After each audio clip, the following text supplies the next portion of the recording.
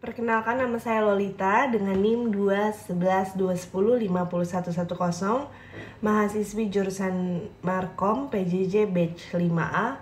Di sini saya akan membahas final exam tentang Human Communication and Interpersonal Skill Behavior Studies.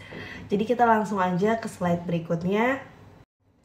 Di slide introduction ini saya mengambil topik tentang literasi media. Ini adalah kemampuan untuk mengakses dan menganalisis serta mengevaluasi informasi dalam berbagai bentuk media. Literasi media di sini merupakan seperangkat cara yang sangat efektif untuk mengakses media massa dan pesan yang dihadapi, serta mendapatkan dampak positif untuk membuat suatu keputusan yang bijak, sehingga bisa menciptakan dan mencakup kemampuan untuk mengakses dan menganalisis pesan-pesan media, sehingga tidak tersebarnya berita-berita yang tidak valid atau hoax. Manfaat literasi juga di sini sangat banyak. Saya akan menyebutkan di highlight-nya saja. Manfaat literasi media itu adalah membantu menghindari berita palsu atau hoax. Kemampuan interpersonal seseorang akan semakin baik, meningkatkan kemampuan verbal seseorang, serta mendapatkan berbagai wawasan karena berpikir secara kritis. Lalu menambah perbendaharaan kata atau kosakata kita semakin banyak sehingga bisa menjadikan generasi muda yang lebih baik, meningkatkan keterampilan berpikir yang kritis dan menangkap sumber atau topik yang ada. Jadi kita tidak asal menangkap sumber-sumber dari yang tidak terpercaya. Lalu mendorong kreativitas kita untuk menjadikan influence yang lebih positif. Literasi di Indonesia, ini kebiasaan ini dibangun sejak dini, itu bertujuan menggerakkan generasi Indonesia menjadi lebih terbiasa membaca dan memperluas wawasan mereka. Tujuan gerakan literasi media di Indonesia juga adalah memahami konten secara kritis, mengembangkan berbagai keterampilan kognitif, serta meningkatkan literasi digital. Program dan strateginya di sini juga kita mengkondisikan lingkungan fisik ramah literasi pastinya dan mengupayakan lingkungan sosial dan efektif, serta mengupayakan sekolah sebagai lingkungan akademis yang literat seperti membuat modul dan memudahkan untuk diakses, serta para siswa dan siswi di sekolah tidak kesulitan dalam mengakses sebuah informasi. Ada manfaatnya juga, namun di sini juga terdapat tantangan juga dalam implementasi, yaitu tantangan dalam implementasi ini adalah konten-konten negatif yang semakin merajalela, pengajar yang kurang, meleknya tentang teknologi yang ada di sekitar kita di zaman yang sekarang sudah modern, sarana prasarana yang kurang yang harus kita tingkatkan lagi, dan maraknya investasi ilegal. Itu adalah tantangan-tantangan dalam implementasi. Kegiatan literasi pada fase pembelajaran juga bertujuan mengembangkan kemampuan memahami teks dan mengaitkannya dengan pengalaman pribadi.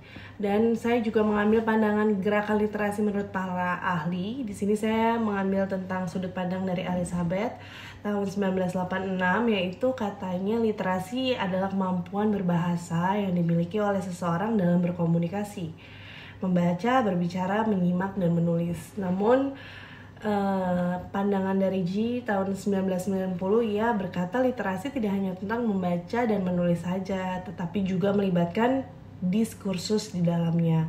Lalu Anderson berkata tahun 2003, literasi adalah kemampuan mengidentifikasi, memahami, serta menafsirkan serta menciptakan materi tertulis maupun cetak yang sangat relevan. Literasi media pun berusaha memberikan kesadaran kritis bagi halayak ketika berhadapan dengan media. Tujuan utama literasi media di Indonesia itu apa aja sih? Di sini saya akan menjelaskan beberapa tujuan utamanya, yaitu adalah pendidikan literasi. Media menyediakan alat untuk membantu orang mengembangkan kemampuannya dan memberikan kesempatan bagi peserta didik atau generasi yang akan datang untuk memperluas pengalaman atau wawasan. Meningkatkan kompetensi literasi digital dengan cara mengajarkan teknologi untuk mencari informasi. Dan dalam hal ini literasi digital berperan yakini untuk mencari, menemukan, memilah, serta memahami informasi yang valid dari sumber yang benar dan tepat. Lalu literasi media ke dalam pendidikan dengan cara membantu siswa dan mahasiswi memahami peran media itu tuh apa sih dalam kehidupan sehari-harinya. Dan contoh literasi yang ada di kehidupan sehari-hari. Kita mengambil contoh dari membuat jadwal membaca secara rutin, membuat dinding motivasi untuk menunjang goals yang diinginkan. Jadi ketika kita melihat dinding motivasi itu, kita bisa menjadikan itu patokan. Lalu membaca buku pelajaran sebelum pelajaran itu dimulai, baik di perkuliahan maupun di sekolah, serta membuat konten edukasi sosial di Instagram atau TikTok yang sangat menarik. Mengelola informasi online dengan menggunakan Google atau semacamnya, lalu menunjang wawasan maupun validasi data dari sumber yang ada. Itu contoh literasi yang ada di kehidupan sehari-hari. Nah, di sini juga ada jenis-jenis literasi pastinya. Seperti literasi baca tulis, apa sih itu? Adalah pengetahuan dan kecakapan untuk membaca, menulis, mencari, menelusuri, serta mengolah setiap informasi untuk dianalisis. Literasi numerasi, kompetisi yang sifatnya general dan mendasar. Itu tuh kemampuan berpikir tentang dengan bahasa serta matematika. Lalu ada literasi digital yang memanfaatkan media digital seperti alat komunikasi, internet, dan lain sebagainya. Lalu ada literasi kewargaan untuk memahami dunia politik. Dan literasi sains itu dapat diartikan sebagai pengetahuan kecakapan ilmu ilmiah yang dapat menunjang, menjelaskan fenomena ilmiah, dan mengambil kesimpulan besar berdasarkan faktanya.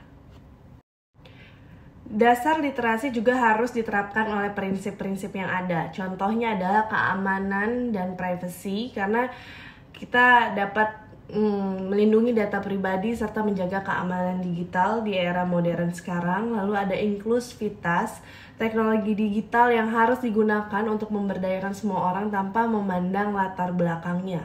Pembelajaran berkelanjutan menggunakan teknologi digital untuk terus belajar dan berkembang. Lalu ada kreativitas dan inovasi, memanfaatkan teknologi digital tersebut. Dan akses yang adil dan merata, semua individu memiliki hak untuk mengakses digital secara adil. Lalu ada etika digital, berperilaku sesuai norma, hukum, dan nilai-nilai moral dalam aktivitas digital yang dilakukan. Dan bagaimana kita meningkatkan strategi minat baca yang ada di Indonesia. Pertama, kita bisa menyediakan bacaan yang sangat relevan. Contohnya menyesuaikan bacaan dengan minat pembaca. Misalnya nih, buku anak-anak tentang petualangan atau novel-novel pada kalangan remaja. Lalu membangun lingkungan yang mendukung literasi tersebut. Contoh, menciptakan ruang baca yang nyaman, menyenangkan, baik di sekolah, di rumah, maupun di tempat umum. Dan yang ketiga, kita bisa membuat membaca itu tuh menjadi hal yang lebih menarik. Contoh, menghadirkan bacaan dalam bentuk visual seperti buku bergambar, komik, maupun grafis. Jadi strategi minat baca di Indonesia akan lebih naik. Lebih banyak yang diminati dan terjadilah literasi Indonesia ini semakin maju dan berkembang untuk generasi yang akan datang. Berikut penjelasan final exam yang saya jelaskan. Kurang lebihnya saya minta maaf jika ada kekurangan dan semoga dapat diterima. Terima kasih banyak.